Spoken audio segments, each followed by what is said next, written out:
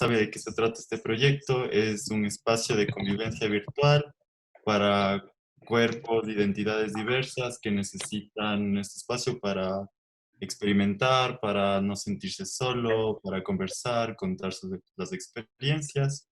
Y en cada sesión tenemos distintos invitados que nos van a hablar de sus propuestas artísticas, de su trabajo, de sus actividades.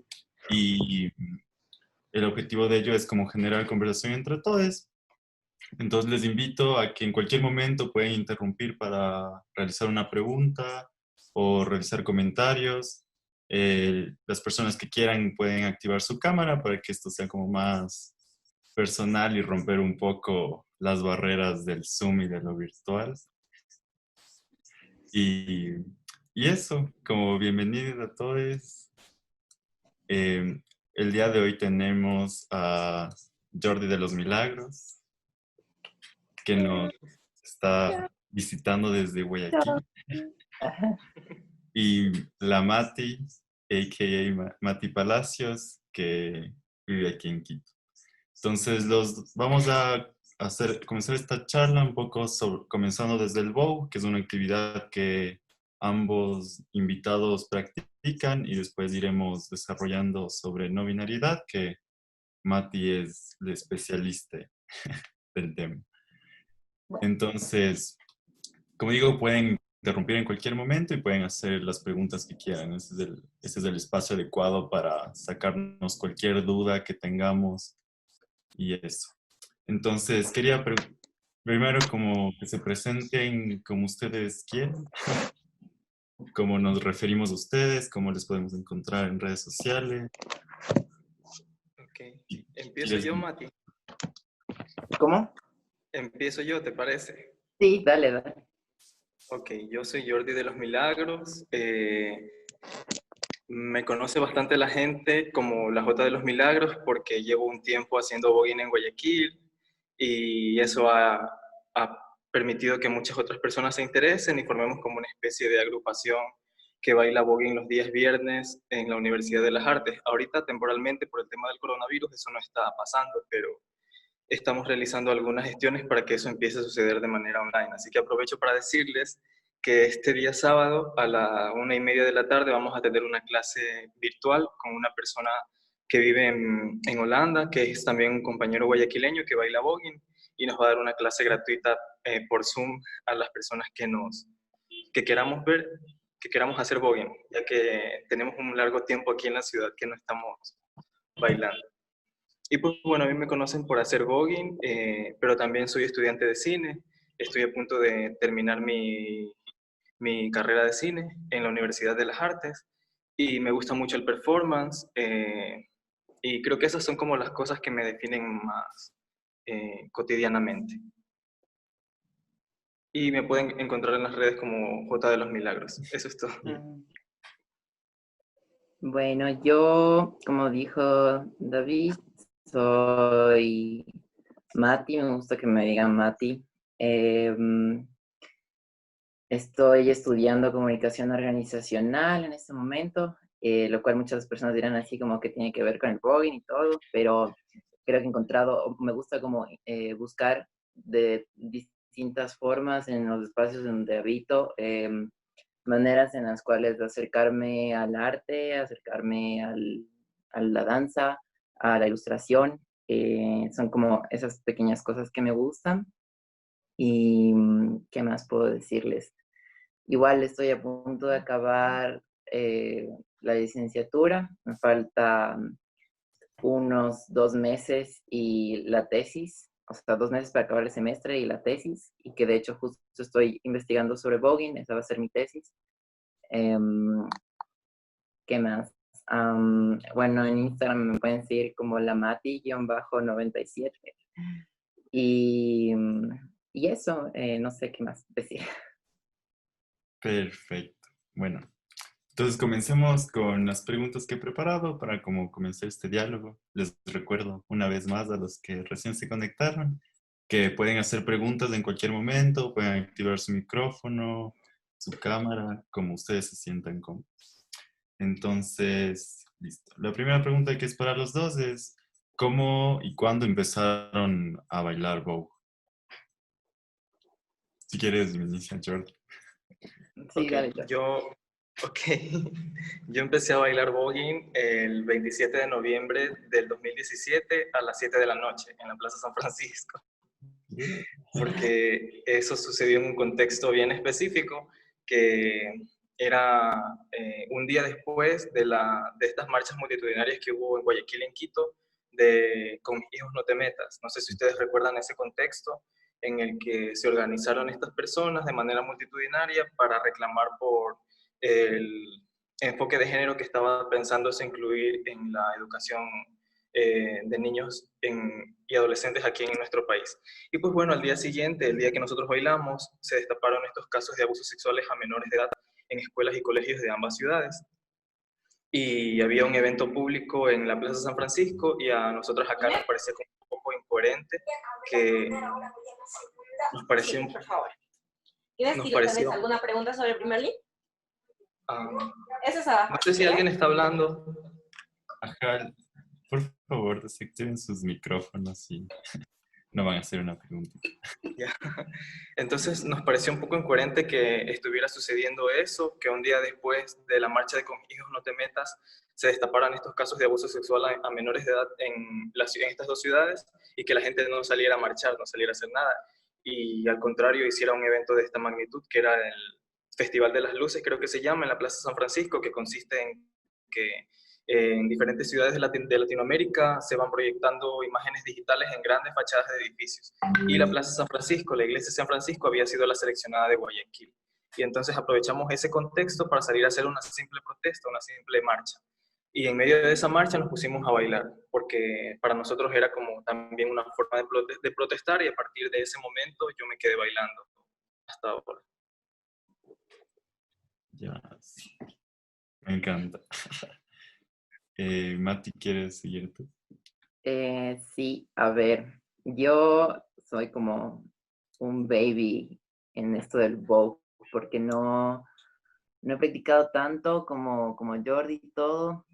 Y de hecho conocí el voguing a través de Jordi, porque una amiga que tenemos en común una vez me mencionó, me dijo algo como, ah, sí, y hay un chique que se llama Jordi y que tiene una casa de Vogue, y yo como que me interesó mucho eso, pero no indagué tanto hasta como unos 2 años atrás, tal vez un poco menos. Y luego como comencé a seguir a la J y todo, y justo era el Día de la Visibilidad Trans en el 2018, me acuerdo, y yo estaba organizando con un colectivo que tenemos, algunas personas del colectivo están aquí, que son las Semillas, y hicimos una pampamesa trans en donde íbamos como a hablar de este tema y le invitamos a muchas personas y bueno, estuvieron muy poquitas en realidad, pero llegó la J y ahí como comenzamos a platicar y como me encantaron un montón los movimientos que estaba haciendo y yo decía como yo nunca voy a poder hacer eso y de hecho hasta ahora no puedo hacer muchas cosas, pero ahí le estoy intentando. Y luego ya cuando fue sexto semestre, o sea, como en el 2019, a principios del 2019, me dijeron como, bueno, ya estaban hablando sobre la tesis y sobre cuál es el tema que queremos hacer. Y yo dije, bueno, la verdad me gustaría hacer algo como relacionado al drag, pero creo que ya mucha gente está haciendo eso, ya se ha investigado. Y una profesora como que es ahora mi tutora, me decía como, bueno, entonces, a ver, saquemos más ideas, a ver, sígueme tú diciendo. Y yo ya desde un inicio sabía que quería hacer algo con respecto a lo LGBT, quería que tenga también un contexto histórico, pero no sabía aún qué. Hasta que de repente como mi profesora que no tenía idea de RuPaul ni nada de los drags, me decía como, pero ¿y este baile tiene algún nombre en específico o algo así? Y yo le dije, bueno, no es que sea como tal que todas las drags hagan voguing, pero sí había Rasha, que creo que es la que más hace voguing en esto. Y le dije como, sí, bueno, se llama Vogue, y ella me dijo, ay, qué interesante, ¿y por qué no analizas de eso? y también lo justificamos diciendo que la comunicación es todo y todo comunica. Entonces, la idea es como también hablar en mi tesis sobre las casas de voguing y cómo se conforman, porque también son organizaciones finalmente. Y nada, entonces a partir de eso comencé a investigar más sobre voguing, le tenía obviamente a Jordi para preguntarle cualquier cosa y ya como hace unos 6 meses más o menos, buscando espacios apareció la nube y en la nube tenemos ahí como un taller de voguing, club de voguing, que no es que yo lo dirija porque en realidad la idea es que entre todos aprendamos a voguear y ya, entonces creo que ahí he conocido a algunas personas, igual Jordi ha estado ahí con algunos chiques del club de voguing y bueno, esperemos que algún momento se conforme como una casa de vogue. De hecho, creo que algunas de las personas que están yendo al club de voguing están aquí, sí, aquí está Denis. Y no sé, me parece algo como súper lindo porque, no sé, uno puede encontrar varias conexiones a lo largo de todo el mundo con gente que practica voguing. Entonces, creo que eso ha sido mi recorrido de cómo comencé a hacerlo. Increíble. Retomando como cositas que han dicho, quisiera preguntarles cómo el Vogue les ha ayudado para encontrar o construir sus identidades. Contesto ahora yo. No, Ok, ok. ya. Pues pienso que algo que he aprendido un montón en estos 6 meses que lo he practicado y he investigado y todo, mm, me he encontrado con esta identidad marica que, que yo tenía como muy relegado por la palabra, o sea, sobre todo por la palabra, ¿no? Porque tiene un significado, bueno, una connotación aquí en el Ecuador que para mí es como súper significativo porque era como lo que me decían en los pasillos cuando caminaba, cuando entraba a clases, cuando salía de clases, cuando iba al recreo. Era como una palabra que no tenía, o sea, no podía yo resignificarlo y creo que Jordi, eh, el voguing y también, bueno, otro espacio en donde justamente hemos compartido con David, que es arte actual, logré como resignificar todo esto, esta palabra, esta identidad y sentirme como muy orgulloso de ser marica.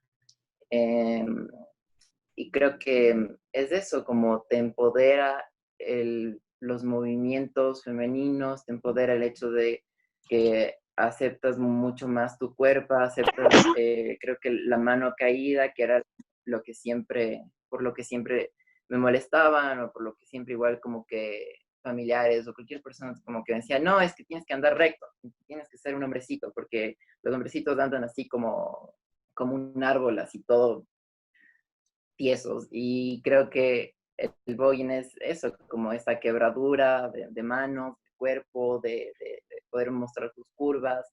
Y eso me ha servido un montón como a fluir y ya. A mí me ha servido muchísimo el hecho de que el voguing sea como una especie de escenario donde tú puedes ser totalmente libre y te puedes vestir como te dé la gana y puedes moverte como te dé la gana. Entonces me ha ayudado mucho como esta permisibilidad que el mismo género de baile le ofrece a las personas que lo practican.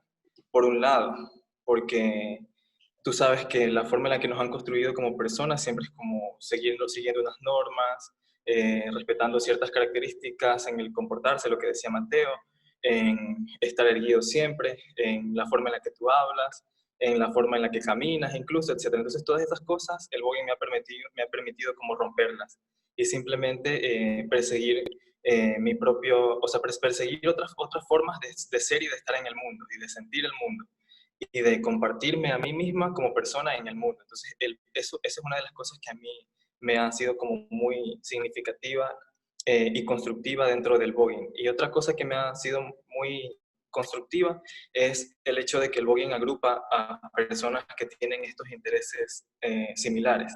Entonces, entrar a un espacio a bailar con muchas otras personas que han vivido las mismas experiencias o experiencias parecidas a las mías, para mí es una cosa súper importante porque me ayuda a ver que en realidad no estamos solas y que en realidad habemos muchas más personas interesadas en romper con estas normas, en que se nos permitan libertades estéticas, libertades de comportamiento, libertades de estar y de ser en el mundo. Entonces, yo creo que esas dos cosas básicamente son las que a mí me han hecho amar mucho al voguing, porque me han permitido construirme como una persona mucho más, no sé cuál sería la palabra correcta, pero como me han permitido ser una persona más contenta, más feliz eh, conmigo misma. Eso es lo que me pienso yo. Me gusta un montón como pensar el Vogue como en sus distintos como prácticas, como desde el posar hasta como la continuidad en el baile. Y he pensado mucho en el posar como esta, como con lo que decía Mati, de esta reivindicación del cuerpo, de poder ser o más femenino o más masculino, o que no entre en esta binariedad, sino como que transiten, ¿no? Que es algo que el Vogue, al estar relacionado con el cuerpo, te permite.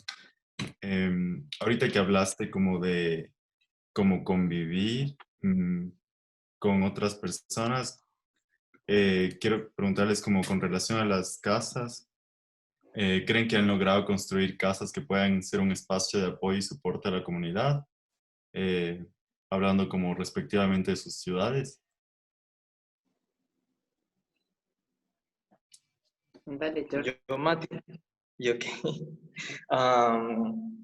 O sea, no me gusta como, yo creo que que los medios de evaluación son importantes, pero a mí no me gustaría como entrar en esa etapa de poder definir ahorita si es que la casa que hemos creado en Guayaquil ha sido útil para la comunidad, etcétera. Perdón, porque recién estamos como empezando, tenemos muy poco tiempo de estar organizándonos y de hacer cosas, pero yo creo que a nivel más personal, no pensando en lo que hemos logrado para la comunidad en sí LGBT, para la población LGBT, sino a nosotras como integrantes de la casa, yo creo que sí nos ha permitido como eh, estar como cerca de personas muy parecidas a nosotros, porque dentro de la propia población LGBT tenemos las personas muchas diferencias. Eh, pero lo que sucede con las casas es que nos permiten organizarnos a personas que a pesar de tener ciertas diferencias, tenemos muchas similitudes. Entonces, aquí en la Casa de los Milagros, las personas que lo integramos vemos la vida de una manera muy similar. Tenemos luchas que son muy parecidas, como por ejemplo los derechos sexuales y reproductivos de la mujer, el aborto, etcétera. Son cosas que nos parecen muy importantes y que dentro de la población LGBT no necesariamente son luchas que están perfectamente instaladas. Hay mucha gente que ustedes saben, hombres gays, mujeres trans, etcétera, que están en contra del aborto y cosas así. Pero no, pues, para nosotras en la Casa de los Milagros eso es un tema absolutamente importante. Entonces, yo creo que las cosas en las que podemos evaluarnos son más bien personales. Y lo que podría decir es que a nosotras, como integrantes de la casa, nos ha servido mucho ser una casa, ser una familia, porque nos permite trabajar a partir de esa pequeña comunidad en temas que nos parecen importantes socialmente. Sí, o sea, yo igual como expliqué, creo que aún no sé en qué momento uno ya se podría llamar como una casa de voguing así como bien consolidada, porque no, o sea, para empezar, hemos practicado desde septiembre del anterior año, septiembre, octubre, entonces no es mucho tiempo del que estamos y además con todo esto que ha pasado y obviamente como diciembre y enero siempre son meses medio complejos, no hemos practicado mucho, además de que algunos no se van cuando les digo que se vayan y este es un regaño virtual para las personas que les digo que se vayan porque obviamente son como, entiendo que también es complicado, ¿no? Como los domingos en la mañana lo hacemos, pero es porque, o sea, a mí y también a otras personas como nos ayuda un montón que sea el domingo porque siempre entre semana es como demasiado pesado Y, pero sí, o sea, pienso que también ha llamado mucho la atención el espacio en donde lo hacemos, porque la nube igual es un espacio marica y también el voguing en sí, o sea, es algo que yo pensaría, por lo menos en la poca experiencia de todo este tiempo que he estado con toda esta gente, eh, tal vez no se vayan siempre todos los fines de semana, pero creo que sí hemos construido cosas muy bonitas, cosas muy de una familia. Y no sé, como hablamos obviamente sobre el Boeing, es como lo principal, pero me parece que también, o sea, me he encontrado con momentos en los cuales algunos chiques que han sido educados para ser machos, como el hecho de moverse, de quebrarse, de posar, les ha hecho como súper complejo, porque es como, me dicen así como, me siento ridículo, y yo digo, no, o sea, es tu cuerpo y al final está bien como tú te quieras mover, tampoco te pido que poses y seas como la más glamurosa de todos, porque yo soy la más, no, mentira. Pero no, sí, o sea, como está bien que seas como quieras ser. Y yo decía como que, bueno, de seguro solo pasa esto con los chicos, pero no, o sea, también muchas, o sea, una chica que también hace voguing, bueno, que está practicando igual los domingos, me dijo que igual también se sentía como muy extraña al hacerlo porque está mostrando su cuerpo y como igual a las mujeres le dicen como no muestres tanto e intenta estar como así encorvada, la cabeza agachada. em, Hay como mucha represión y, y creo que eso, el Boeing también como que nos ha ayudado los domingos a poder estar eh, como muy libres, muy sueltos. Me encanta sobre todo hacer pasarela porque creo que hay algunas normas del Boeing que son, o algunos movimientos del Boeing que son un poco complejos como el dip u otras cosas más que bueno, de seguro ya hablaremos, pero creo que en la pasarela como que tú puedes moverte como tú quieras, no necesitas como tener como mucho conocimiento del voguing y eso te ayuda un montón a empoderarte y todo el mundo está como alentándote, no sé, eso me parece como súper bonito y creo que sí ha habido una conexión con algunas personas del LGBT, pero ya, igual como dijo Jordi, tampoco digo como ya es una casa y tampoco es que somos, eh, no sé, superhéroes que estamos ayudando a toda la comunidad, sino, no sé, es como intentar activar un poco desde tu espacio, desde lo que sabes, intentar dar un poco de amor. Eso. A mí me gusta pensar como la casa, no como algo formal, sino como este espacio de convivencia comunitaria, ¿no? Como no he podido ir a lo del Club de Vogue, pero he escuchado como sus experiencias y es siempre un compartir, un explorar en conjunto, como cómo desnormatizar el cuerpo, qué nomás puedes hacer, cómo poder expresarte diversamente. Y creo que no necesita como formalismos de tener un nombre o un espacio o un, no sé, o ser denominado casa. Como creo que si es que juntan comunitariamente como expresiones y personas, como ya está completo, ¿no? Como creo que es el objetivo de como cualquier actividad comunitaria o LGBTI, como el compartir experiencias, cuerpo. Ahorita con lo que dices, quiero que me cuenten como cuáles son sus partes favoritas del Vogue, qué más les gusta hacer, cómo cada parte les ha ayudado como en su cuerpo, en su identidad. Cuéntenos como si no supiéramos nada de Vogue, como qué partes del Vogue hay. Ya, antes de eso me gustaría como acotar algo a lo que tú acabas de decir, y es este tema del por qué le denominamos casa. Y es porque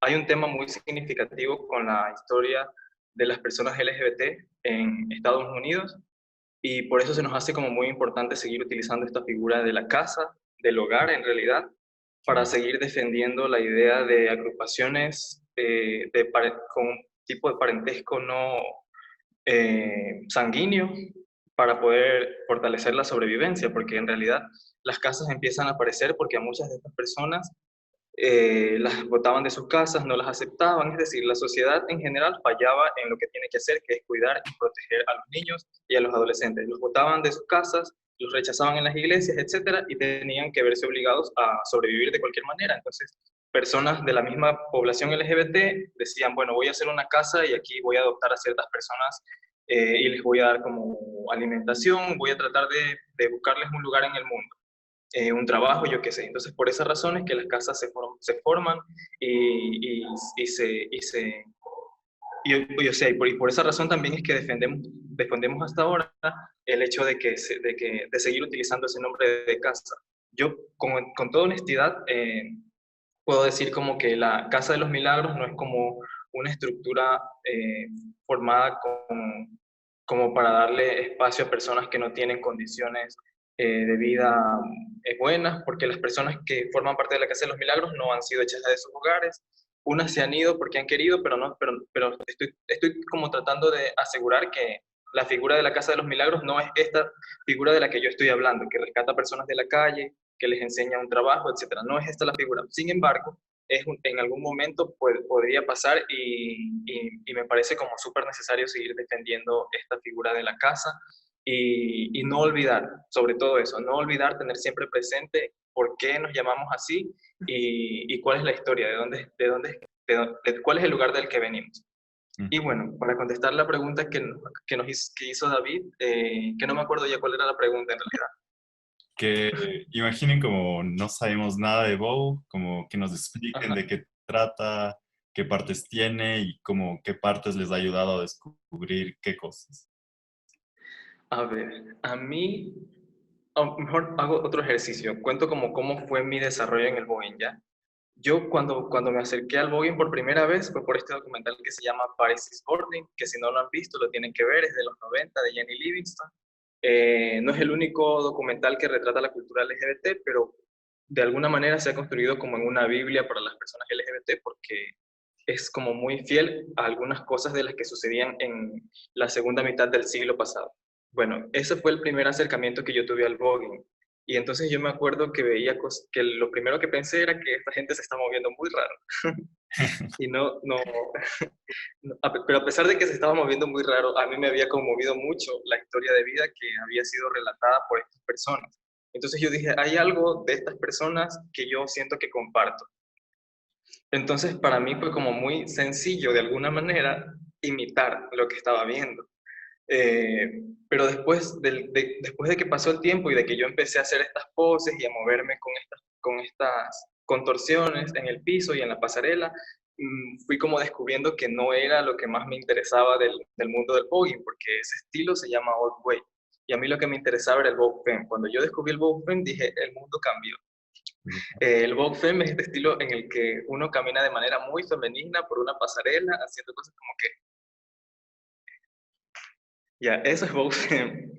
Y yo me acuerdo que cuando yo empecé a hacer eso, yo no podía, en serio no podía, se me hacía demasiado difícil y sobre todo se me hacía demasiado doloroso porque lo que estaba haciendo esa técnica de baile era rompiendo con la concepción que tiene el cuerpo humano de estar de pie y de estar erecto. La postura básica de hacer Vogue Femme es una postura inclinada en la que el cuerpo tiene que estar como, no es recto, es como que flexionas las rodillas, el trasero va para atrás, la espalda se arquea, etc. Y entonces, partiendo de esa simple posición, ya tu cuerpo se ve obligado a cambiar la forma en la que se para en el mundo. Y entonces eso fue como súper, súper, súper, súper duro porque no solamente me hacía doler el cuerpo, sino que me hacía sentir las cosas de una manera muy diferente al estar moviendo la cadera para caminar, al estar moviendo los brazos, al estar quebrando las manos. Entonces eso era como, o sea, estoy pudiendo hacer lo que me han dicho que no puedo hacer nunca. Y lo estoy pudiendo hacer en un baile. Entonces para mí eso fue como súper, súper, súper, súper maravilloso. Y ya con el paso del tiempo me di cuenta que todo ese dolor que yo sentía al bailar, que yo sentía al estar en la posición del catwalk, al hacer diferentes pasos, el bootwalk, etcétera, al hacer las caídas, etcétera, todo ese dolor que yo estaba sintiendo estaba haciendo que mi cuerpo se reconstruya de una manera distinta. Entonces mi cuerpo empezó a disminuir grasa corporal en algunas zonas y aumentar el músculo en otras zonas. Mis piernas se hicieron como un poco más gruesas y entonces como que en la misma técnica de baile hizo que mi cuerpo cambiara estéticamente cómo se veía. Entonces a mí eso me pareció como muy impactante, porque yo también una de las cosas que a mí me impactaron al principio cuando me acerqué al voguing fue ver todos esos cuerpos que eran tan diferentes a lo que yo había visto. Bueno, no tan diferentes a lo que yo había visto, pero sí eran unos cuerpos que de alguna manera yo podía identificar. Y yo, si estos cuerpos están entrenados de alguna extraña manera que les permite tener cierta resistencia en ciertas partes y cierta agilidad para tirarse al piso y volverse a levantar de nuevo enseguida. Y entonces eso creo que es como lo más importante que le hizo el voguing a mi cuerpo. Darle la posibilidad de pararse de una manera más rota, de una manera más torcida, y sentir mucha libertad en esas torceduras, en esos quiebres. Dale, Mati. Y no sé, es que la J ya dijo todo, no mentira.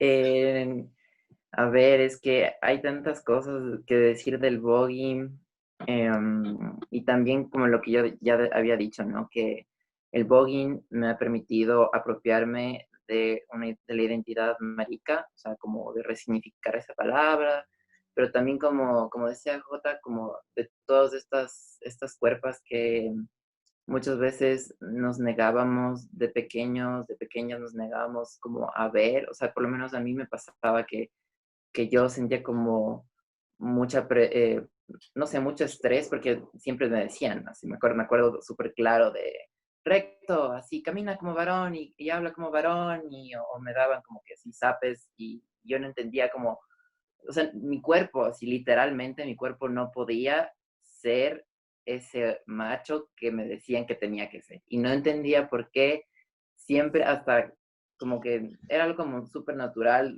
como balancearme un poco con la cadera y como que siempre estar así, como, no sé, siempre fue algo que no es que lo vi, no es que imité a alguien, es que siempre me ha pasado y creo que eso le molestaba mucho como, o sea, también a mis papás, pero les entiendo que también era como porque les decían también como mis abuelos y todo, ¿no? Bueno, ya me estoy aquí yendo un poco a lo familiar, pero yo sin embargo siento que también el voguing como te permite decir que lo personal es político, entonces por eso siempre también intento explicar desde mis experiencias, porque también no quiero decir que todo el mundo tiene que hacer voguing como yo, y creo que es esa la libertad que te permite el voguing, ¿no?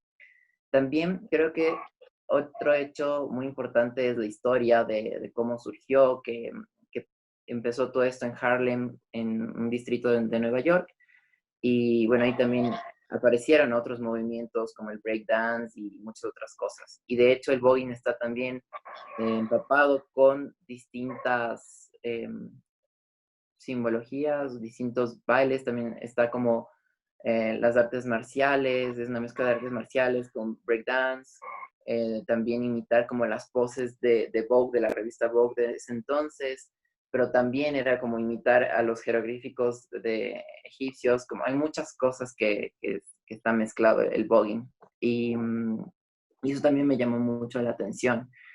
Y todo este contexto de cuando las personas comenzaron a practicar, también algo que se recalca un montón, creo yo, es que estas casas, como dijo Jordi, surgieron para protegernos entre nosotros y para cuidarnos entre nosotros, porque, claro, o sea, muchos jóvenes salían, les botaban de sus casas y te podían adoptar un lugar así, que te cuiden, era como algo súper valioso. Después, como en los 80 la pandemia del VIH, como esto también em, afectó un montón a las personas LGBT y creo que también las casas estuvieron ahí para hacer estos centros de apoyo de alguna otra forma.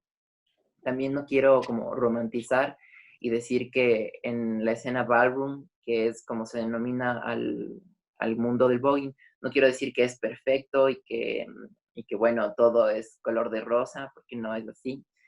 pero creo que sí es un mecanismo que hemos tenido las personas LGBT para cuidarnos, para darnos amor, para apoyarnos, para hacernos sentir en una familia, algo que muchas veces a muchas personas no han tenido, ¿no? Y bueno, hay muchas otras cosas más que explicar sobre el voguing. Creo que, como decía, como está tan mezclado con distintas cosas y uno puede analizarlo de distintas maneras, incluso Jordi, como ya les hablará también desde el cine, él también tiene una perspectiva como súper interesante.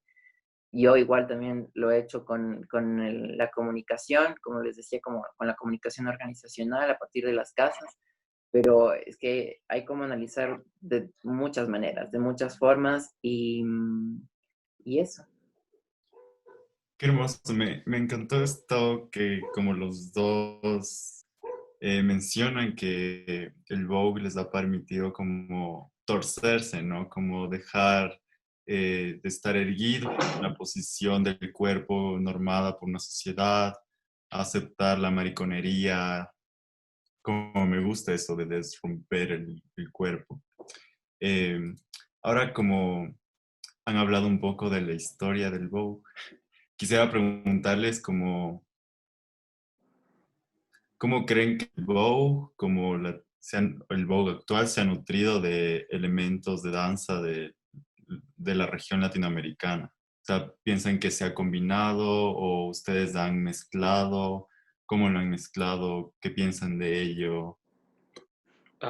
Otra vez me gustaría hacer una acotación a a lo que dijiste ahora último, y es una acotación a mí también, y es que a veces hablamos del voguing desde una experiencia muy personal, y como las personas que mayormente tenemos voz dentro de esta escena, somos personas, o si bien hombres gays, o si bien mujeres transgénero y transexuales, hay también muchas mujeres y géneros dentro de la comunidad que bailan voguing, y para ellas la experiencia del voguing no tiene necesariamente que ver con el hecho de poder ser femeninas, sino con el hecho de poder expresar su propia sensualidad y su propia sexualidad sin miedo a la audiencia que les está mirando. Y eso es como algo muy importante también de decir, que sí, para mí puede haber resultado muy importante el hecho de poderme torcer, pero para otras personas la experiencia no tiene por qué ser la misma.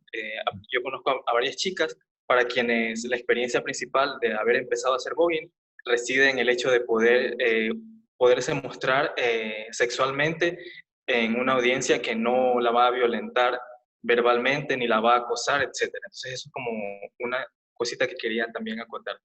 Y contestando a tu pregunta de las adaptaciones o las cosas que se han hecho acá en Latinoamérica, yo creo que es súper importante eso, porque yo creo que sí estamos en un contexto que nos permite de alguna manera poder repensar el voguing y poder contextualizarlo en nuestras tierras, porque hay un elemento que a mí me parece súper importante del voguing que nos permite como sentirlo más cercano de lo que podríamos creer, porque sí, como dijo Mateo, es un género de baile que surge en Harlem a finales del siglo pasado, sí, eso es verdad, pero surge porque lo crearon personas afrodescendientes y personas latinas, migrantes.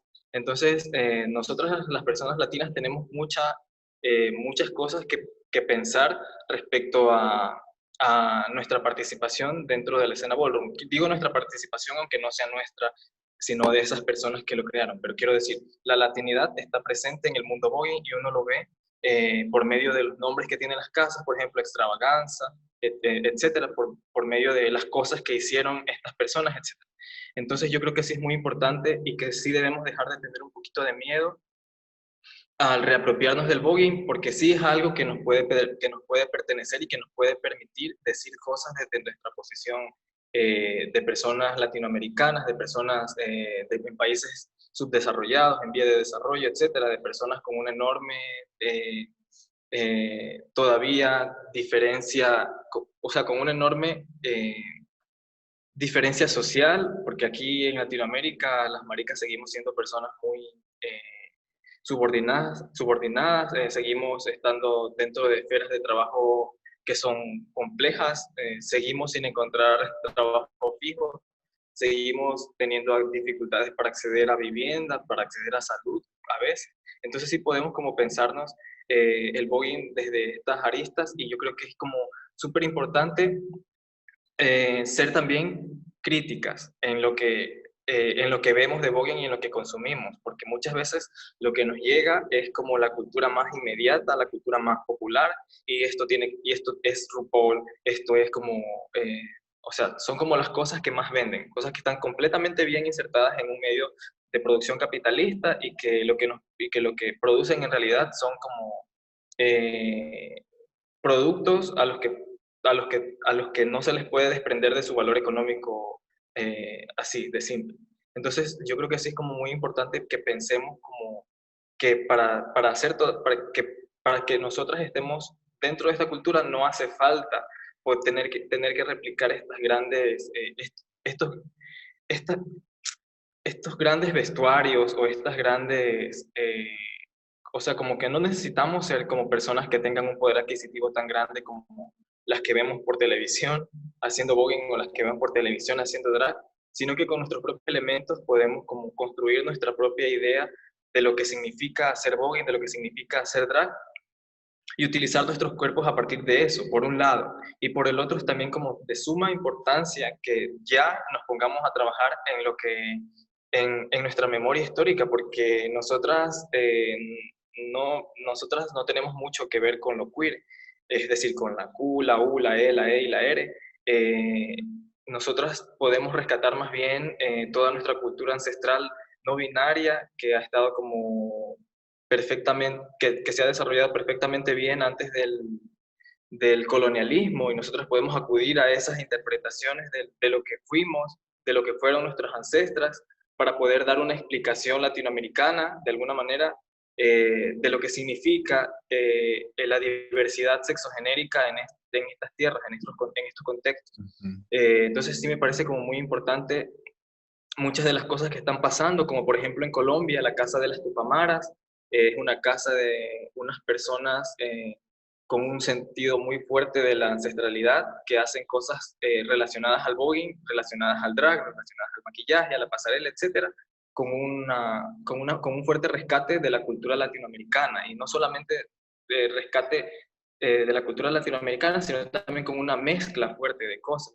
No solamente hacen voguing, sino que están haciendo voguing, pero también se ponen a mezclar el voguing con géneros tropicales. Entonces a mí me parece eso súper importante, porque eso es lo que nos permite a nosotras desde Latinoamérica aportar algo todo este movimiento que se llama cultura bolo. Sí, creo que también como a resistir, ¿no? Como también el hecho de estar apropiándonos del espacio público y poder eh, mostrar nuestras cuerpas, mostrar nuestras identidades desde nuestras localidades, también es una forma de evidenciar quiénes somos, de evidenciar que también, como dijo Jordi, ¿no? Como existimos las maricas aquí en el Ecuador, existíamos desde antes de lo que muchas personas piensan. Y la verdad, creo que también yo no tengo como un acercamiento así sobre el blogging de, de estas culturas mediáticas, aunque claro, obviamente sí lo entiendo y lo sé. Y he aprendido de Boeing también por eso, por Pose, por RuPaul y todo, pero creo que también me ha servido un montón, y siempre lo digo, que yo le conocí a Jota, porque es Jota quien me enseñó y también quien me dio esta perspectiva de la palabra marica desde el voguing y desde lo que también es nuestro, ¿no? Entonces creo que no tengo mucho que decir aquí, más que es muy posible, como dijo Jordi, y también si buscan, hay un montón de casas aquí en Latinoamérica que están reapropiándose desde esos insultos, que igual algo que sucedía con lo queer, ¿no? Que primero comenzó como un insulto y por eso uno encuentra como House of Jotas en México, o bueno, no sé, creo que hay muchos otros términos alrededor de Latinoamérica, que están en Argentina, que están en Chile, que están en la Ballroom también en Colombia, como la House of Tupamaras, como dijo Jordi, y, y eso. Increíble. Les recuerdo a todos los participantes que pueden interrumpir en cualquier momento para hacer preguntas o si no se animan a decirlo, pueden escribir al chat para yo preguntarles a las chicas. Quiero que nos cuenten sus como experiencias que les haya servido el Vogue como militancia. Como no sé, Jordi, he visto como unos videos de ti tipo discutiendo, bogueando con la policía. Entonces, no sé si me quieres contar un poco de eso. Sí, es que yo en realidad, desde que empecé a bailar boogie en la calle. Entonces me mantuve un largo tiempo haciendo como intervenciones en la calle con este género de baile que me parecía súper importante para poder expresar cosas que no se ven nunca en Guayaquil, que no se ven nunca en televisión abierta, que no tienen representatividad, no hay visibilización en canales oficiales, etc. Entonces me parecía como súper político poder ir a bailar voguing a los espacios públicos, a las plazas, a los parques de esta ciudad, que casualmente siempre tienen una iglesia al frente. Entonces, en varias de estas ocasiones que he ido a bailar acompañada de mis amiguis que también bailan, han pasado cosas que no hemos querido que pasen. En realidad simplemente han pasado porque son un reflejo del contexto en el que vivimos. Por ejemplo, hemos ido a bailar y me han robado el parlante de los policías metropolitanos porque según ellos no se puede hacer eso que yo estoy haciendo. Hemos ido a bailar y ha llegado la policía, hemos ido a hacer alguna actividad y ha llegado la ambulancia, personas se han desmayado. Entonces, digo, es como solamente el reflejo de un contexto que se vive aquí en Guayaquil, que es una ciudad muy represiva, que es una ciudad que le tiene como mucho temor y mucho alejamiento a todo lo que tiene que ver con el tema marica. Y entonces ver a personas simplemente bailando este género musical de una manera tan femenina y sin ningún tipo de vergüenza, ni pena, ni pudor, les produce un choque tan grande que hace que los policías metropolitanos se atrevan a decirnos que eso no se puede hacer en el espacio público. O sea, les produce un choque tan grande que hace que los policías metropolitanos llamen a los policías nacionales para que vengan y nos detengan y cosas así. Pero no siempre hemos resultado desventajadas en estos enfrentamientos, sino que a veces hemos podido conversar con ciertas autoridades, con ciertos policías, y les hemos hecho ver que lo que estamos haciendo no tiene nada de malo, que no estamos infringiendo ninguna ley, que ningún artículo en el COIP nos impide hacer lo que estamos haciendo, y de a poco y de alguna manera la sociedad cercana empieza a defendernos, a apoyarnos y a decirle a los policías, las autoridades, pero es que no están haciendo nada malo. Por ejemplo, el día que nos robaron el parlante, muchas personas que estaban en el lugar se quejaron porque los policías metropolitanos se lo llevaron sin dar ninguna explicación y empezaron a gritarles cosas como rateros, etc. Y eso también es importante porque a pesar de que nos robaron el parlante, algunas personas empiezan a darse cuenta que lo que estamos haciendo no es nada malo y que estamos siendo víctimas de discriminación. Y no solo de discriminación, estamos siendo víctimas de robo por medio de personas que se supone que tienen que cuidarnos. Entonces, ya no me acuerdo cuál era la pregunta ni por qué estoy hablando de esto, pero es eso. Sí, o sea, la pregunta era cómo el Vogue te ha servido como militancia, pero creo que se respondió. Si quieres, Sí, la sí. sí. Mati, ¿tú quieres comentar? Perdón, lo siento, es que estaba prendiendo mi computadora porque al parecer, no sé por qué, pero no se me está cargando mi tableta, entonces lo voy a prender. Pero bueno, hasta mientras, o sea, bueno, yo no puedo decir que he hecho las mismas cosas que Jordi porque, como les había explicado, no hemos salido aún al espacio público. Eso ha sido también como mi idea con los chiques del club, pero no hemos tenido como, bueno, creo que lo más cercano, por así decirlo, fue cuando estuvimos una vez practicando en un parque de aquí de la Floresta, que yo decía como, bueno, aquí de seguro, o sea, la gente no tiene ningún problema, no va a pasar nada.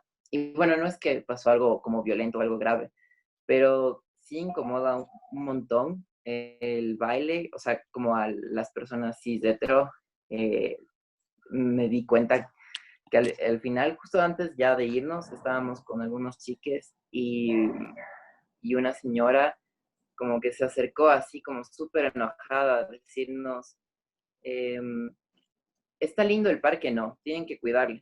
Y nosotros como, o sea, tampoco es que estemos rayando, estábamos bailando, así literalmente bailando. Y no es que nos vamos a comer un pedazo de parque, le vamos a quitar algo. Y creo que también ahí tiene que ver mucho, pienso yo, como la militancia, el poder estar como, o sea, creo que hay cosas como obviamente activistas que están en las calles, que están reclamando, que están haciendo cosas con gente que está siendo violentada todo el tiempo y eso hay que valorarlo un montón, pero creo que también lo que decía de poder intervenir desde nuestros espacios es también una forma de militar, porque el hecho de solo mencionar que existen como el voguing, que existen nuestras identidades, también ha sido una forma de evidenciar quién soy yo en mi familia, o también con mis amigos, con mis amigues, como, bueno, como no he tenido tanto problema con mis amigues LGBT, pero sí como con tal vez mis compañeros de clase, como el hecho también de ponerles ahí en la pantalla estas cuerpas tan diversas para la presentación de mi tesis, para que también vean esto a mis profesores. Creo que de cierta forma también es una forma de militar, una forma de decir quiénes somos, decir que existimos, que estamos en todos lados y que no es solo, no solo están como marginados, subordinados estas personas LGBT, sino que también estamos en la academia, también estamos en la calle, también estamos en las familias, estamos en todos lados y es algo que siempre, siempre ha sucedido y que las personas cis hetero no quieran aceptar, pues ya no es nuestro problema, sino más bien eso. Ya, me encanta. ¿Alguien tiene una pregunta, tal vez, hasta ahora? Yo tengo una pregunta. Cuando hablaban de entrenar las cuerpas y todo eso, a mí, por ejemplo, me da mucho miedo empezar o retomar como el baile y empezar el Vogue porque como en 2018, 2017 a tener una mayor actividad física y empecé a bailar y todo esto. Y en una actividad súper como tonta del colegio, me lesioné y perdí unas presentaciones que tenía que hacer. Entonces ahí tengo como un trauma y me da como que mucho miedo cuando hacen los deck drops y los split. Entonces, ¿qué nos podrían decir como para cuidar nuestra salud física y mental? Y ya entrar como a atrevernos a hacer los deck drops y todas esas cosas que requieren como fuerza y entrenamiento. Ok, yo te podría, Leonardo, me gustan por cierto los fondos que pones en tu video. Yo te podría hablar desde mi experiencia. A mí, poder hacer un dip, porque le llamamos dip en el Vogue Femme, a lo que le llaman death drop en otras culturas, yo para poder hacer el dip tuve que primero aprenderme todos los demás pasos, porque en realidad el paso del dip, esa caída, es un paso que compromete tus rodillas. Y si tú no has podido hacerlo, el dub walk, el catwalk, el floor performance, el hat performance, va a ser como muy complicado que te salga el dip de uno. O sea, yo nunca le recomiendo a nadie que va a mis talleres de voguing que hagan el dip antes de hacer catwalk, por ejemplo. Me parece que como el voguing es hace que tu cuerpo se adapte a otras cosas, tienes que ir también respetando lo que el voguing le va permitiendo a tu cuerpo. Entonces, si tienes que demorarte 3 meses haciendo solo catwalk, tómate esos 3 meses para hacer catwalk. Igual puedes pulir tu paso, tu catwalk, haciendo muchas cosas con las manos. O sea, no te desesperes por poder bailar la técnica completa si tienes que tomarte un tiempo para ciertos pasos en específico. Eso por un lado, y por el otro, que siempre tienes que tener un calentamiento bueno antes de bailar, porque como te digo, las rodillas, además de las rodillas, las caderas, la pelvis, son como partes de tu cuerpo que siempre van a estar comprometidas en este tipo de baile. Entonces, tienes que calentar bien antes de bailar y utilizar protección para las, ¿cómo se llama esto? para esta parte de aquí, para los codos, y utilizar protección para las rodillas. Para las rodillas no tiene que faltarte protección nunca, porque el simple hecho de que tu rodilla contacte con el suelo ya produce mucha incomodidad. Porque las rodillas no son partes que están diseñadas del cuerpo ni siquiera para que estés arrastrando, o sea, para que estés caminando de rodillas y tampoco para que te tires desde arriba al piso. O sea, todo esto que estamos haciendo es algo completamente anormal, antinatural.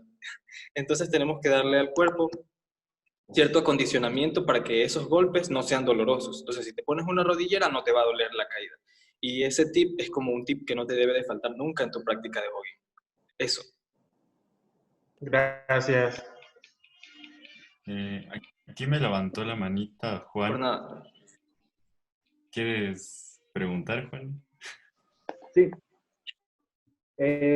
Cuando empezaron a hacer Vogue, ¿qué es lo que más les costó así en sus inicios?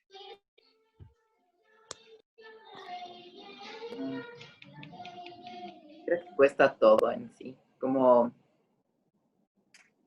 no sé, es que, como decía Jordi, es un entrenamiento súper fuerte en un principio y igual como no son posiciones tan habituales que hacemos en el día a día, entonces sí necesitas de mucho calentamiento, necesitas también como de mucha preparación mental, de decir como que, bueno, como controlar incluso tu cuerpo, es otras cosas que también como desde pequeños no nos enseñan cómo hablar de nuestro cuerpo, entonces también no entendemos cómo controlarlo y a veces como te emocionas mucho, bueno, por lo menos a mí me pasa que me emociono un montón y yo veo como que alguna pose de voguing o alguna cosa de hand performance y claro, no me sale y no es tan fácil porque por eso, como no tenemos mucho control, entonces también es controlar tu cuerpo, aprender a conocerte, entender también que tienes como limitaciones de físicas, como que, como dijo Jordi, de buenas a primeras no vas a poder hacer un dip y necesitas como un tiempo de repasarlo, igual también como, a mí hasta ahora como hay muchísimas hand, hand performance que hace Jordi aún no me salen, porque en serio son como muy complejas, pero creo que, ya digo, como lo que más uno disfruta es como el catwalk, el dog walk, la pasarela. Son cosas pequeñas, pero creo que de ahí vas aprendiendo un montón y van saliendo luego como otros pasos y también el hecho de poder como imaginarte crear como una historia, porque también con el blogging lo puedes hacer, entonces puedes estar como que posando, te imaginas que estás peinando tu cabello o alguna cosa así, ¿no? Entonces, creo que es eso.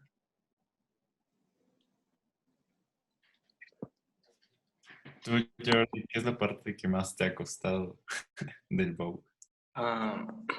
La parte que más me ha costado es poder ser una persona más o menos flexible, porque yo nunca, en ningún momento de mi vida he podido tener flexibilidad.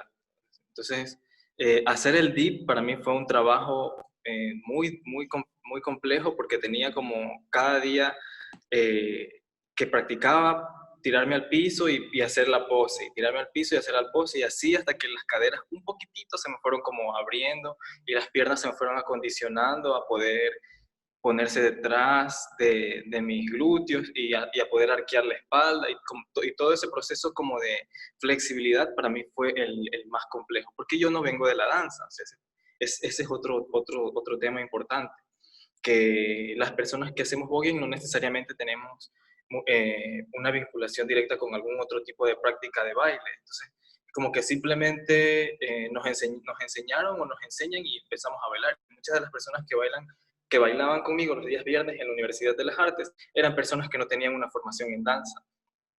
Y a veces esto crea como cierta desesperación en la gente de ver a otras que bailan tan bien Y entonces dicen, ¿y por qué yo no puedo hacer eso? Pero bueno, es que también a veces estas personas tienen una formación en danza y lo que han aprendido en ballet, lo que han aprendido en danza contemporánea, etcétera, les sirve muchísimo para poder hacer voguing. Habemos otro tipo de corporalidades que no tenemos nada que ver con eso, no somos flexibles, nos cansamos rápido, etcétera. Entonces es como un montón de factores que tienen que ver ahí. Y entonces para mí yo creo que lo que me ha sido más difícil es poder ser un poquito más flexible.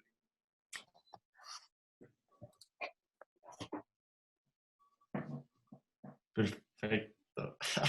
¿Alguien como tiene más preguntas, sino como para pasar al segundo bloque?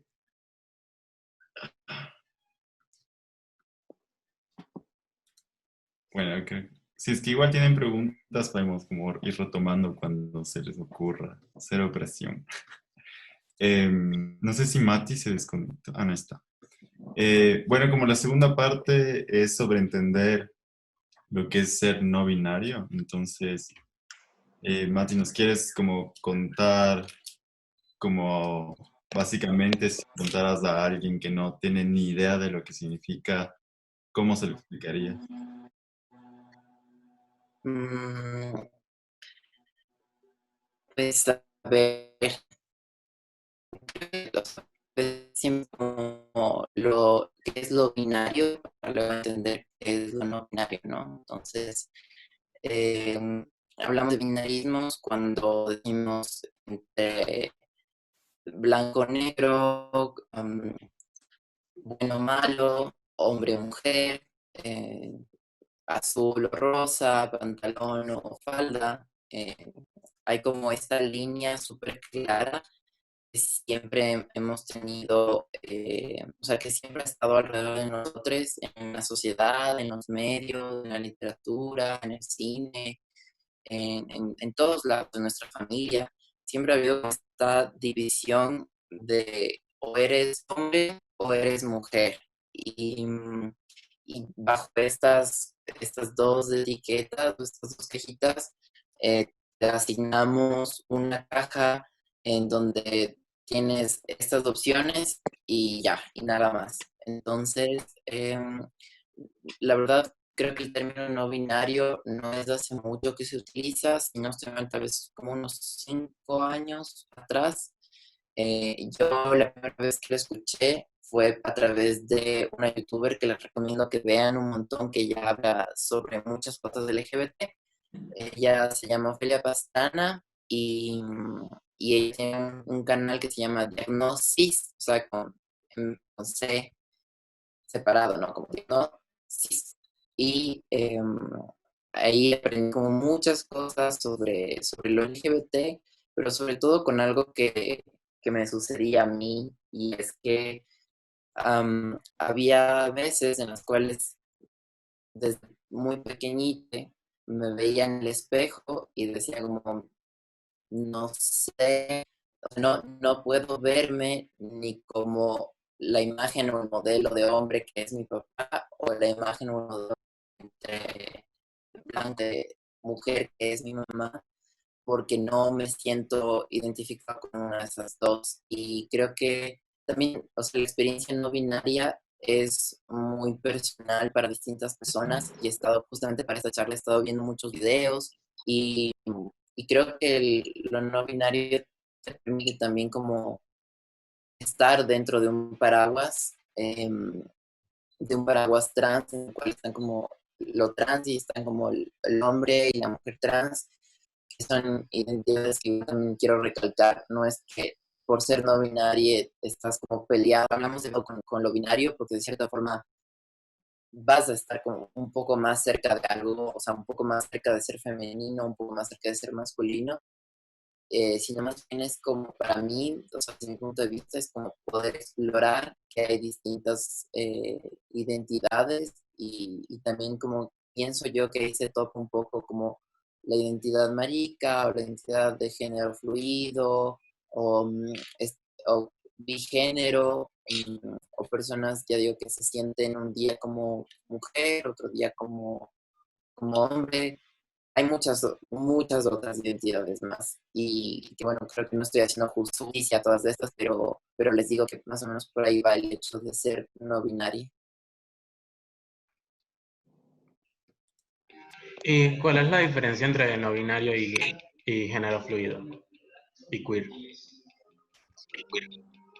Eh, Pienso yo, tampoco es que sé mucho de género, pero de acuerdo a lo que he visto, hay una imagen que te explica súper claro, así que está como un paraguas, lo que decían, como en este lado está como hombre-mujer, o sea, persona trans binaria, y más acá están como que otras identidades que están dentro de este paraguas, o un paraguas más pequeño, que es como lo no binario, y ahí estarían también como estas identidades, la identidad queer o el género fluido. Pienso también que, por ejemplo, hay algo que tal vez se podría diferenciar, por así decirlo, entre ser no binario y género fluido, que cuando eres no binario estás como tal vez un poco más intentando verte un poco más femenine o masculine o ninguno de los dos, mientras que el género fluido como que hay momentos del día en los cuales te puedes sentir, puedes vestir, puedes expresarte de una manera mucho más femenina, mientras que otros momentos del día más masculino o un día un poco más masculino, otro día un poco más femenino, pero también como depende de la persona, ¿no? Puede haber también lapsos grandes en los que dices, bueno, un mes quiero verme así súper masculino y vestirme solo de esta forma, o otros días en los que dices, no quiero verme súper femenina, o también pasa que hay personas que dicen, bueno, no quiero ni hombre ni mujer, o sea, acercándonos de lo binario, como no quiero vestirme de ninguna otra forma y, no sé, como intentan expresarse de una manera en la cual se vean lo más andrógenos posible. Ahorita que mencionas de este término andrógeno, como he estado leyendo y muchos artículos, viendo muchos comentarios que aluden a que si no eres andrógeno no puedes ser no binario. ¿Qué opinas sobre eso? ¿Me puedes repetir, disculpa? Que en muchos lugares o artículos he leído como comentarios que dicen que si no te ves andrógeno no puedes ser no binario, como que siempre tienes que, Ah, como que tu apariencia física también tiene como que determinar. Por ejemplo, a mí me han dicho, o sea, como ejemplo, me han dicho, tú no puedes ser no binario porque claramente te vistes como hombre, pareces un hombre y tus facciones son de hombre, entonces no puedes ser, como para poner un ejemplo. claro, sí, sí, sí. O sea, la verdad creo que hay esta idea de como si no eres andrógeno, entonces son identidades que igual también quiero recalcar, no es que ya no eres válido para ser no binario, pero me parece que es como todo lo contrario. Y yo entendí muchas de estas cosas también a partir de una ilustración de este ilustrador marica colombiano, Bariquismo Juvenil, que de hecho él también se identifica como una persona no binaria y él lo que dice, bueno, para ser no binaria no necesita, o sea, no hay una fórmula exacta de te pones esto, utilizas maquillaje y te dejas la barba y eso es eso es lo no binario. No, o sea, creo que por lo menos desde mi punto de vista, el ser no binario es una forma mucho más libre de fluir y de sentirte. Muchas veces creo yo que tampoco es que luzco como una mujer o andrógeno, no sé. Es como, más bien como me siento y intento como expresarme así en ese momento. Es como mucho más de lo que, eso digo, de lo que yo me siento. Entonces creo que no es necesario verse andrógeno, lucir andrógeno para ser no binario. ¿Tú qué opinas, Jordi?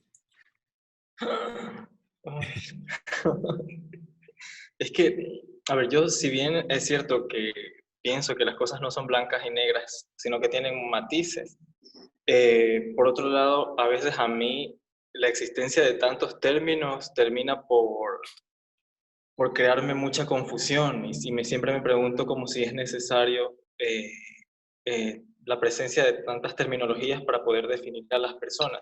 También creo que algunas... ¿Se escucha bien lo que estoy diciendo? Sí, ahora sí. También pienso que las terminologías, las definiciones son muy importantes para organizar a la gente y para hacerlas luchar por sus propios derechos, etcétera. Pero en el fondo a mí siempre personalmente, de manera muy personal, me ha interesado más bien no tener que darle explicaciones a nadie. Entonces, todas estas terminologías de género fluido o demisexual o pansexual, o sea, tantas cosas, estoy mezclándolas sin ningún tipo de organización. Bueno, pero todas estas lógicas más bien en el fondo terminan por crear cierta dificultad en los propósitos que podamos llegar a tener, de no sé, de ofrecerle como otra perspectiva a la gente que ni siquiera le interesa esto, no sé.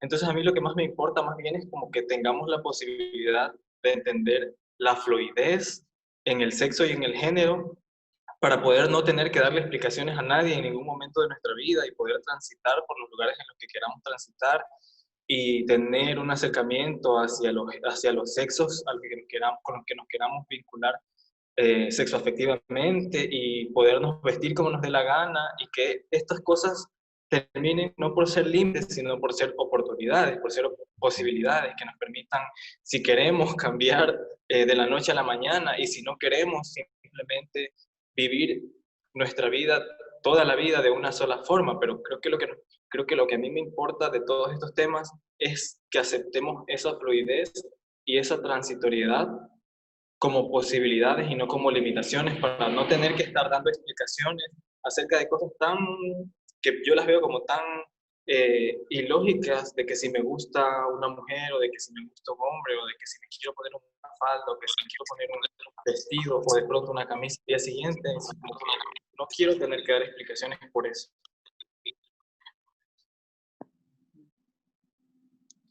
Pero como que ante cómo reaccionar, defenderte y, o sea, no meterte tanto en cuando te llegan insultos en redes sociales, foros de tu familia, de amigos, que por ser más femenino o masculino empiezan a como etiquetarte cuando ya has dejado en claro que no quieres entrar en una etiqueta.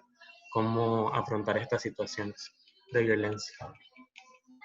Yo la afronto, la manera personal en la que yo afronto es simplemente diciendo que yo soy marica. Y entonces a mí como yo soy marica me gusta hacer de todo. Y como me gusta hacer de todo, no le doy explicaciones a nadie. Yo hago lo que me da la gana. Claro, que está sin producirle ningún tipo de daño a las demás personas. Entonces yo creo que sí hay, o sea, esto es como muy personal, por eso lo dije desde el principio, es como mi opinión personal. Las personas nos vinculamos en mayor o menor medida a ciertas cosas que nos han marcado. Y a mí lo que me ha marcado es el ser marica. Entonces yo no me puedo deshacer de eso tan fácilmente. Y si por un lado digo como que no necesito estarle diciendo a la gente, "Ah, es que yo soy pansexual, pero soy demisexual y soy de género fluido. Solamente soy marica y siendo marica puedo hacerlo todo". Entonces eso es como mi posición personal e individual que no tiene por qué ser compartida con ninguna de las personas que están aquí. Solo eso. También, o sea, me gustaría a mí acotar algunas cosas y, o sea, yo coincido bastante con Jordi, igual como lo que decía, creo que la manera en la cual uno se identifica evidentemente es algo como muy personal y no, y las estrategias que tú tengas es, y depende mucho de lo que tú vivas diariamente, entonces, así como decirte tienes que hacer, igual digo, no hay una fórmula, no es como que tienes que hacer esto y luego esto para conseguir que te traten como que te quieran tratar, pero te puedo compartir algo que a mí me ha servido y es, por ejemplo, bueno, en especial con mi familia o con la gente más cercana, como amigos, explicarles y decirles que no me siento cómoda con ciertos pronombres y que me gustaría que me traten como Mati, porque así como a ti te gusta que te llamen lo que sea, o sea, como te llames, pero te gusta que te digan de otra forma, es la misma, es lo mismo que me dices esto, utilizas maquillaje a mí y es esa forma en la cual tú me demuestras respeto, cariño, afecto o algo, si es que de verdad me tratas como yo quiero que me trates, ¿no? Y también, o sea, pienso que es evidente que, o sea, es muy confuso, yo admito que es muy confuso como varios términos, varias cosas, pero sin embargo a mí me ha podido ayudar un poquito como entender esto de género, entender un poco estas etiquetas, porque a través de esto también he podido como leer un poco y claro, evidentemente también no quiero que vean como, ay, soy no binario o soy el uno o lo otro, porque, o sea, puedes leerme de muchas formas, ¿no? Pero creo que sí es importante también como entender un poquito más, leer un poquito más sobre esto que como tú te sientes, también para poder explicarle a otras personas, porque muchas veces también es necesario entender y compartir lo que tú estás sintiendo, ¿no? Eso. Yo Muchas quiero, gracias. yo quiero como acotar a lo que han dicho, que en lo personal a mí sí me parece como súper confuso, a veces como todas las ramificaciones de lo LGBTIQ, TTI+, como y que se está desarrollando, como sé que infiere confusión en muchos de nosotros y en como círculos que están fuera de la comunidad, pero en lo personal yo creo que aunque no me gustan las etiquetas o estos términos, también sirven individualmente para tú entenderte, ¿no? Como sentir esta, ajá, como el sentido de pertenencia. ¿Estabas diciendo algo, Mati? Ah, yo creí que se traba. Ya, entonces como creo que estos términos, aunque sí pueden ser confusos, creo que lo que más sirven es a ayudar a cada individualidad a entenderse, ¿no? A sentirse con qué identificado y con qué no, qué parámetros o qué terminologías, qué teorías, qué identidades les gusta experimentar o cuáles no, y poder como así descubrirse, ¿no? A través del lenguaje. Eh, pero bueno, a ver, acá tengo otra pregunta.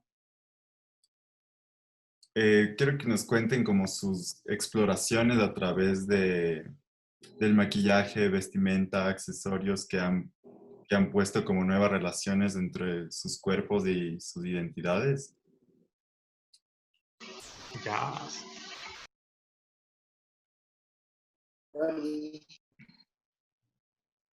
Yo podría contar mi experiencia con el drag, pero primero quiero saber si es que se me está escuchando bien, porque siento que está teniendo como cortes en el video. Sí, sí, te escuchamos. Bien, Entonces el que se está cortando es el de David. en serio. Ok. Pero bueno, Tiene o una sea, mira, interferencia, pero acá en Guayaquil, ¿alguien está diciendo algo? No. Acá en Guayaquil lo que me parece súper chévere es que se está organizando, ¿sí se te escucha? Mati creo que está hablando y no está pudiendo hablar. Mm, David, ¿me dice si yo continúo o espero que Mati hable? continúa, creo que como el video de Mati se está trabando. Ok, entonces decía que acá en Guayaquil está pasando algo que yo veía que ya estaba pasando en Quito hace tiempo, y era que las dragas se estaban organizando eh, para hacer, para hacer muchas actividades en diferentes tipos de espacios.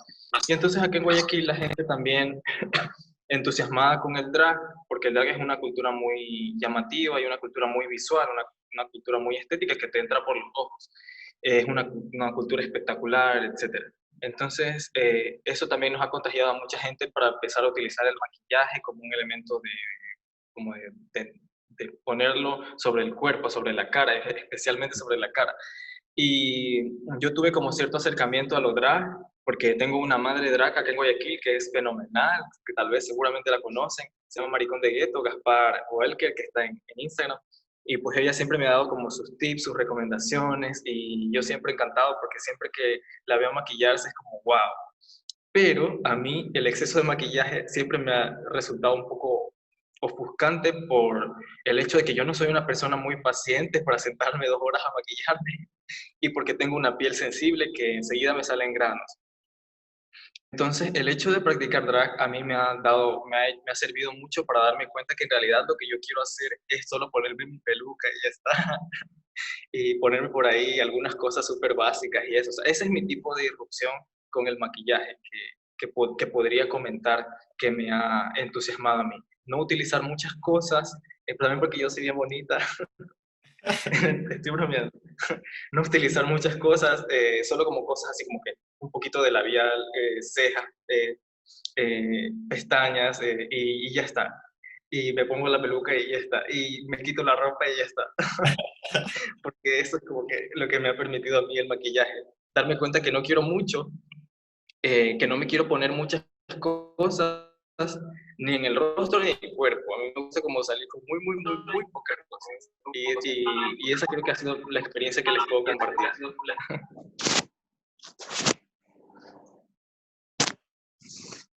Eh, Ahora que como estabas hablando, cuéntanos un poco qué es ser marica para los que no saben o que se les vuelve confuso.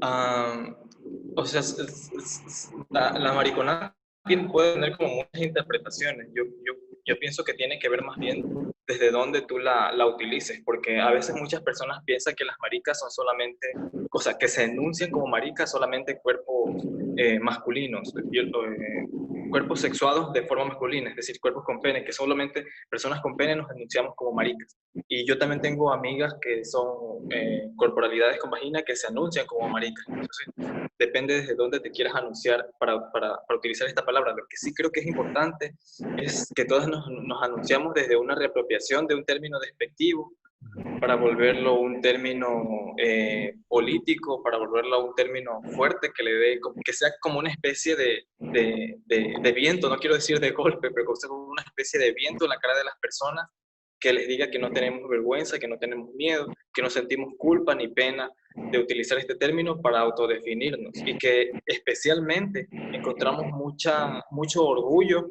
mucho valor en lo que este término tan despectivo significa para las demás personas. Es decir, que si nosotros vemos a una persona a la que se le está diciendo marica en la calle, por determinadas circunstancias, nosotros encontramos esas circunstancias como circunstancias valorativas que nos permiten a nosotros construirnos con mucho orgullo. Todo lo que ha significado desprecio en esta sociedad hacia ese término, nosotros lo tomamos como algo súper bueno. Y que sí, que quebrar las manos nos hace marica, pues mira cómo la quiebro aún más. Que sí, que que usar maquillaje en las cejas te hace marica, pues me maquillo aún más. Entonces todas esas cosas nosotros las tomamos como cuestiones que de verdad nos producen orgullo, nos producen honor, nos producen honra. Ser marica es como encontrar honra en todo esto que contextualmente siempre ha sido como despectivo. Yo también como que eso de marica o marico o marique, a mi cultura venezolana y colombiana siempre ha sido como algo súper normal porque en Venezuela todos somos maricos y maricas y nos tratamos así, es como decir el güey de Venezuela. Y también como que hago eso aquí específicamente en Ecuador, de que cuando dicen que algo es marica o marico, no sé, em, lo hago como más fuerte para ayudar a las personas a ver que eso no es un insulto ni nada raro, una enfermedad.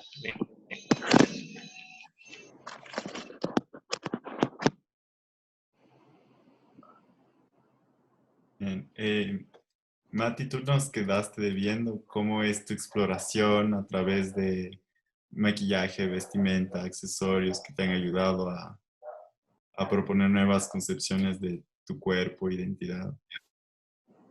Am, a ver, creo que tengo, a ver, siempre he tenido o he tendido a vestirme o intentar vestirme un poco más femenine, si es que se lo quiere llamar de esa forma. Y mi experiencia con el maquillaje comenzó como hace unos 6 años atrás, tal vez, en donde justo, bueno, para mencionarles, no soy de Quito y en Cuenca, yo soy de Cuenca y ahí no podía, no me sentía lo suficientemente a gusto como para vestirme o expresarme de forma que como yo de verdad quisiera, porque en Cuenca, digamos que hay aún muchas violencias en la calle o dentro de la familia, dentro de los círculos sociales, y no me podía como expresar libremente. Y no es hasta que pasa un tiempo, o sea, cuando ya tengo 18 años, 19 años, que comienzo a investigar o comienzo como a probar otras prendas. Ya una vez que vengo acá a Quito, me comienzo a maquillar, a pesar de que antes como que yo ya veía un montón de youtubers, un montón de gente que se maquillaba, y ya aquí finalmente puedo explorar todo esto y quería yo que así como tal explorar una falda y otras cosas como mucho más significativas, diría yo que comenzó hace, o sea, en el 2018 y 2019, que es donde que iba por primera vez a una fiesta marica y una amiga me dice, ¿por qué no utilizas una falda? Y tenía como mucho miedo, muchísimo miedo a la falda y me estaba probando y me encantó la falda. Pero yo le dije como, ¿qué mierda? ¿Por qué no puedo, o sea, me da tantas iras no poder ir y caminar así libremente en el espacio público con una falda, porque si no a mí me matan? Y mi amiga se regresa a verme y me dice, a mí también me matan. Entonces, eso como me movió muchas cosas internamente y creo que ya he podido como estar en el espacio público con falda, ya he podido vestirme como mucho más como yo quisiera, aunque admito que aún aquí en Quito hay algunas violencias que son muy significativas como las miradas o tal vez que, bueno, sí, creo que es de eso, ¿no? Como que la gente siempre te regresa a ver así como de pies a cabeza para ver si eres mujer u hombre, como le choquea un montón eso. Yo creo que hay como una importancia enorme en cómo utilizar estos elementos que un poco causen esta transgresión en el público, ¿no? Como desde el pintarse las uñas, que es un acto como súper simple, pero como que marca la sociedad, o experimentar con ropa.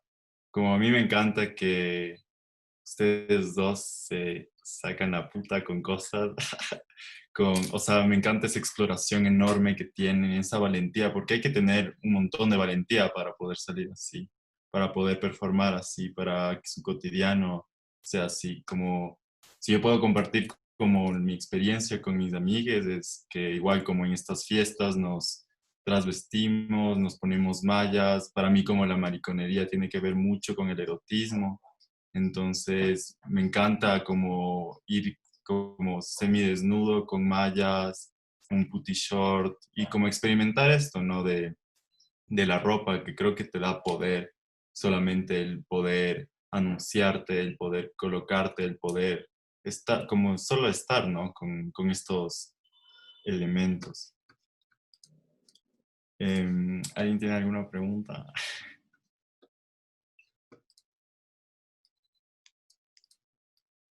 Em, Es una pregunta, pero esto que dices de como del erotismo en la mariconería, me recuerda mucho a un fotógrafo que me tocó exponer y estudié, que es Robert Mapperton, que es como un icono muy queer y que influyó demasiado hasta ahora y que se ve ahorita que usan sus propuestas. De hecho, él hizo como una fotografía que sale un chico afrodescendiente así como torcido, y en el trasero tiene un tacón.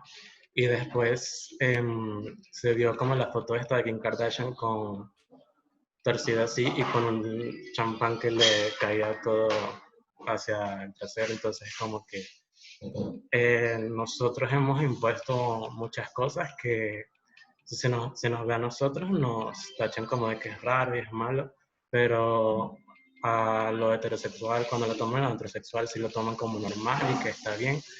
Y eso me parece muy feo. Claro, creo que eso siempre va a pasar como con cuerpos diversos, ¿no? Que no están dentro de esta binaridad, aunque creo que también los cuerpos de mujeres son como menos privilegiados que los de los hombres. Sí creo que nuestra postura como comunidad LGBTI o dentro de este espectro siempre va a ser un poco más delicada, ¿no? Como siempre se nos va a tachar a nosotros como lo extraño, lo raro, lo ridículo. Pero creo que ahí está en nosotros como apropiarnos de eso, ¿no? Como de ponernos la valentía y decir sí, como nos ponemos el tacón por el culo y como reivindicarnos con esos actos de rechazo.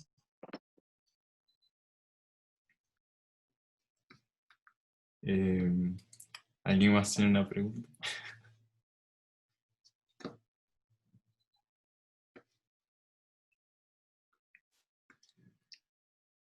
Porque si no, ¿cómo podemos dar como concluida esta bella reunión? Si es que alguien quiere compartir cualquier cosa de qué les pareció, sugerencias, experiencias que hayan tenido, más que bienvenidos.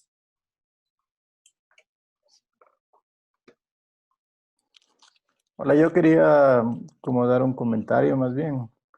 Eh, Primero, muchas gracias por acompañarnos hoy y al David por la iniciativa. Es como un espacio súper interesante para compartir y conversar sobre lo que está pasando y sobre lo que pasa, sobre los cuerpos. Me pareció como súper interesante eh, como esta idea política que tiene el baile, ¿no? El Vogue, como el cuerpo ocupa espacios, como el cuerpo se moldea y se transforma a partir de quiebres y formas. Eh, Algo que me surgió durante la charla era esta idea de lo afro, de la latinidad, estos cuerpos racializados, estos cuerpos migrantes, estos cuerpos en donde, que son el origen un poco del Vogue, como baila ya en los 80 ya. Entonces, acá en este contexto en el que estamos, tal vez como lo afro hay, tal vez lo indígena también hay, como eh, tal vez no desde el Vogue, sino como desde la comunidad, se asume a estas otras minorías, a estos otros cuerpos, ¿no? Porque no es lo mismo ser eh, marica blanco que marica negro, por ejemplo, o indígena, porque tienen otros condicionantes. Quería un poco ver qué piensan al respecto, solo eso como.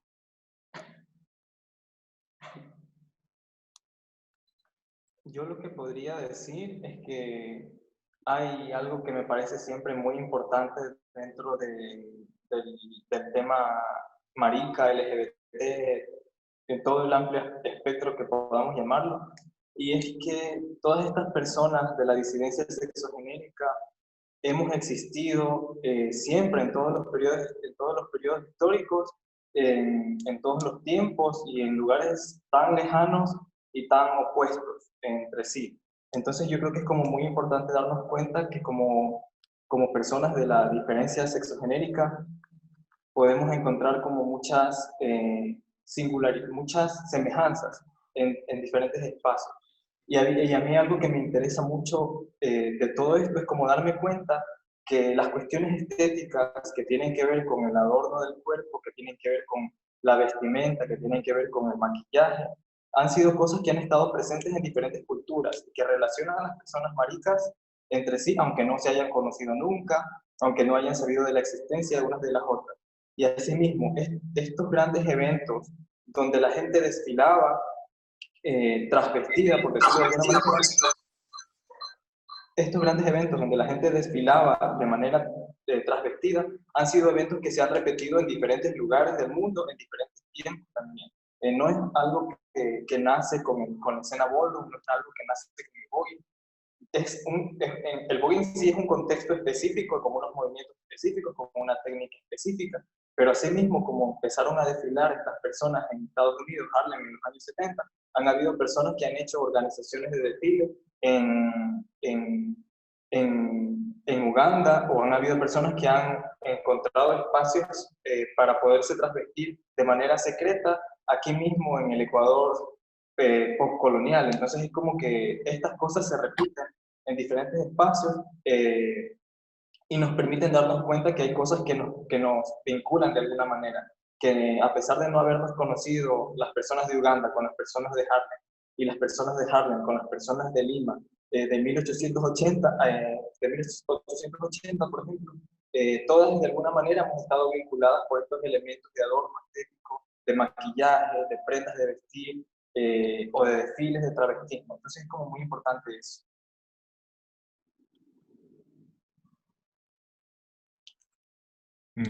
Yo creo que hay que como siempre repensar como de dónde vienen y cómo, de dónde viene como toda la información y cómo se traslada al lugar donde habitamos. Por ejemplo, siempre me gusta pensar en como esta analogía de lo queer con C y lo queer con C, con Q y con C, porque es completamente distinto, ¿no? Por uno está atravesado raza, por el otro no tanto, ¿no? Es como cuestión un poco más occidentalizada, o cuando vemos de dónde, cómo se comercializan ciertas formas de militancia, como el drag o el vogue, o como yo que sé, el mismo origen del Pride, ¿no? Como que ahora ya se comenzó a transfigurar como de otra manera y no sé, como siempre hay que volver a revisar de dónde vino y volver a entender o criticar o volver a construir cómo se lo aplica en nuestro contexto. También, Yo creo que también no sé si se me... Está súper entrecortado.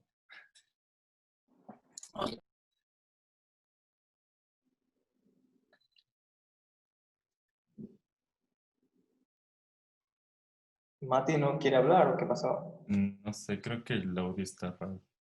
Mati, ¿nos escuchas? Está escribiendo, parece. Entonces yo quería decir que así como tú decías que es importante hacer una revisión de dónde venimos y de qué es lo que ha pasado antes, a mí me parece eso correcto, me parece eso necesario. A mí también, además de eso, me parece importante también estar abiertas a nuevas formas, nuevas posibilidades de ser, porque las tecnologías también modifican nuestras corporalidades, nuestra posición en el mundo, y hoy en día podemos tener acceso a una amplia gama de identidades cibernéticas que utilizan toda una variedad de elementos para configurar sus relaciones de sexo y de género. Entonces a mí me parece como también súper importante estar abiertas a todas esas posibilidades.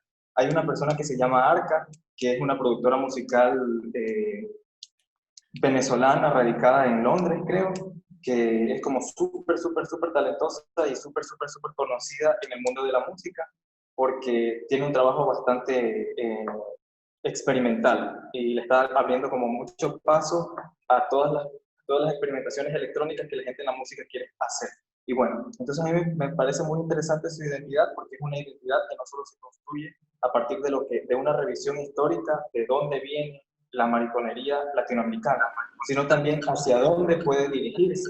Y ella utiliza elementos electrónicos, mecánicos, para construir su idea de persona mutante, fenómena anormal, con implantes, con inyecciones de estrógenos. Entonces es como también tener una apertura mental para darle cabida a todas estas posibilidades que al fin de cuentas también son actualizaciones de lo que no pudimos ser antes, porque hoy en día tenemos muchas ventajas que personas que estuvieron antes que nosotros no tuvieron. Entonces también es como ocupar ese espacio y podernos construir de maneras en que las demás personas no pudieron, y poder seguir y seguirnos negando a las formas de ver el mundo estáticas, que no quieren entender o aceptar la fluidez, que no quieren soportar todo ese peso de lo que es abyecto, de lo que es anormal de lo que es disidente, y es aceptar con orgullo, con honra, todas esas cosas que por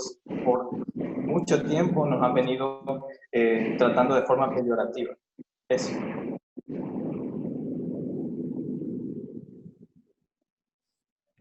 Mati, ¿tú querías agregar algo? No te escuchamos, o sea, ya no te escucho nada. No. No.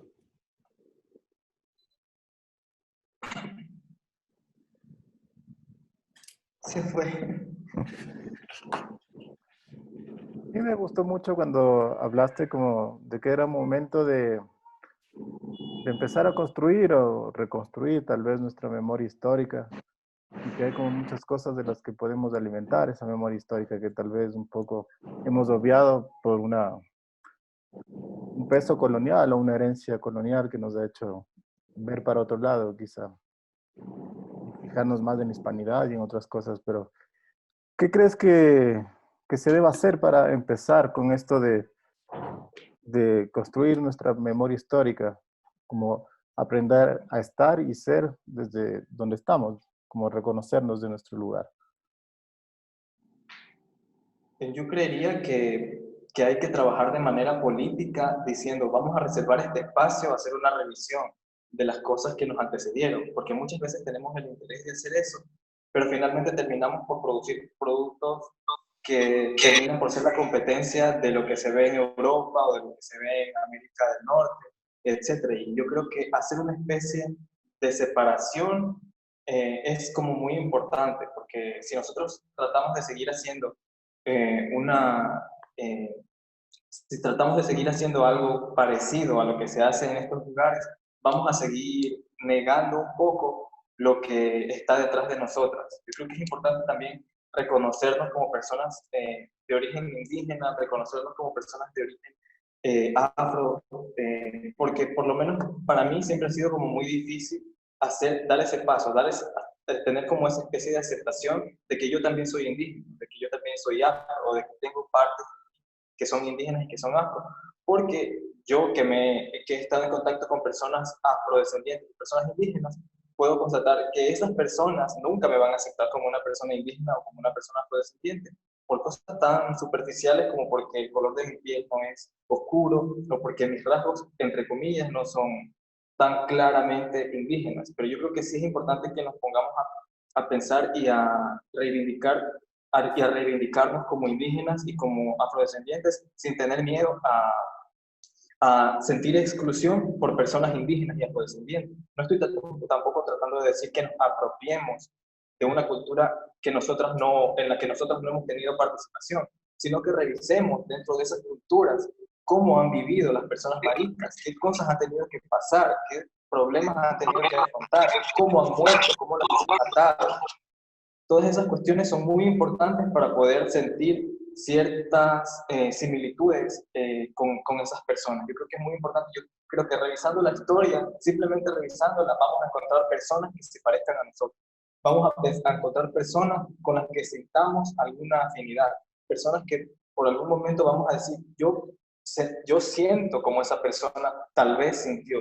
O yo, por la forma en la que le trataron, por la forma en la que murió, etc. Hay muchas formas de vincularnos con esa cultura ancestral y yo creo que todo tiene que empezar por un compromiso, por vernos a decir, bueno, voy a hacer eso. Tal vez en mi próxima presentación drag voy a tratar de incluir algún elemento ancestral. Tal vez en mi próximo baile de Bowie voy a tratar de averiguar algo sobre la cultura de los enchaquirados acá en la costa ecuatoriana, por ejemplo. Yo qué sé, ponernos esas cosas como propósito.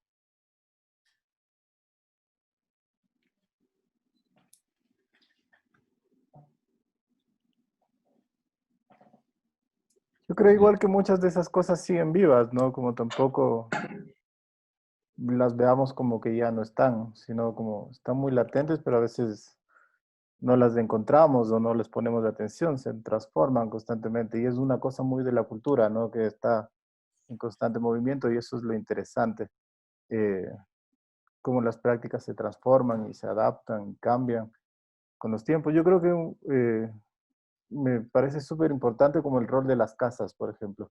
La Casa Trans de aquí en Quito y todas las casas que están como surgiendo en distintos lugares para construir, ayudar un poco a, aparte de como todo el trabajo que hacen para un presente y un futuro quizá de la comunidad, también ayudan de alguna forma a construir a partir de relatos, de encuentros, de estas conversaciones, de archivos, toda esta memoria de lo que es y va a ser la comunidad y nuestros cuerpos para pensarlos de otras formas también.